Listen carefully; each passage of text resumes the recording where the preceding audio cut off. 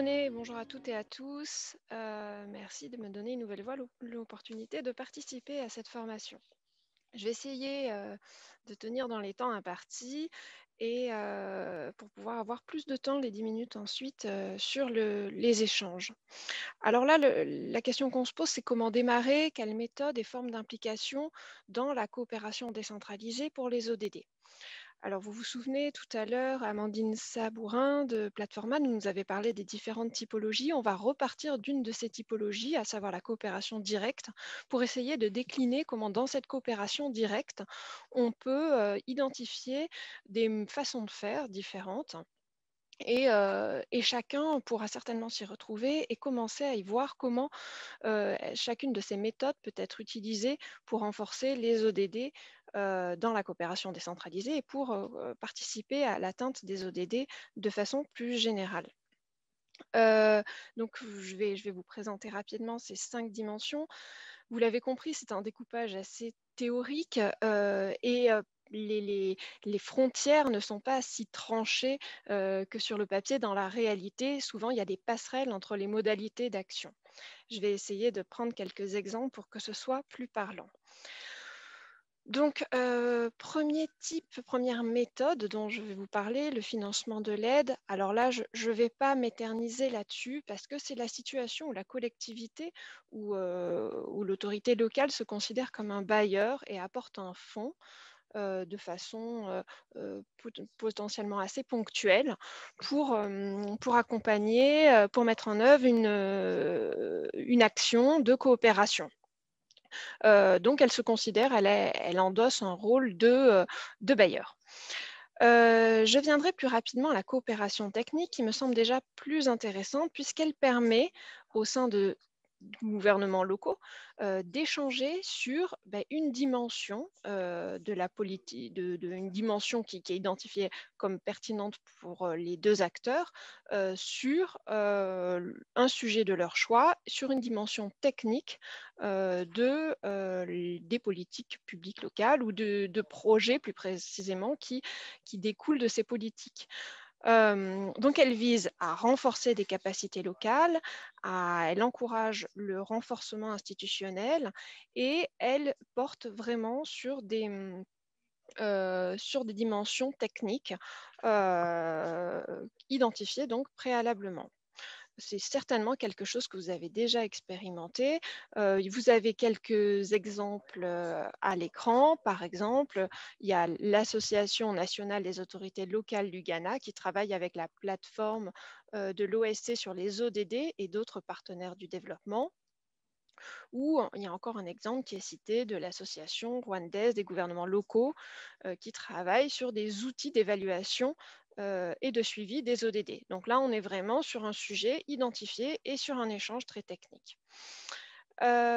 Autre modalité de travail, les plateformes pour l'échange d'expériences et de connaissances.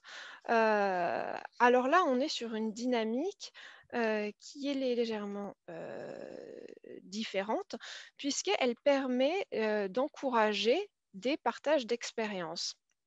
Ces partages d'expérience, ils se font au niveau de plateformes internationales qui facilitent l'expérience, mais qui peuvent aussi se décliner à l'échelle nationale. Comment on peut partager nos expériences sur un sujet en matière de relations internationales et sur les ODD. Moi, je travaille donc à Cités Unies France. Je vais vous donner un exemple tout à fait concret. Au sein de Cités Unies France, qui est une plateforme, on dispose d'un groupe ODD et coopération décentralisée, au sein duquel les collectivités françaises qui sont les membres de notre réseau réfléchissent ensemble sur la façon dont elles peuvent renforcer les ODD au sein de leur coopération internationale. Donc, on est bien sur de l'échange d'expériences, sur des temps réguliers où des collectivités peuvent entre elles partager des connaissances, des bonnes pratiques et du coup, de fait, intégrer ce qu'elles apprennent dans le cadre de ces échanges d'expériences au sein de leur propre coopération. Vous avez également donc là d'autres exemples que je connais un petit peu moins, donc je vais moins m'éterniser dessus. Donc, il y a la ville chinoise de Guangzhou avec UCLG et Metropolis qui ont travaillé de la même façon que nous avons travaillé au sein de notre plateforme, mais eux, c'était sur l'innovation urbaine à travers la coopération décentralisée.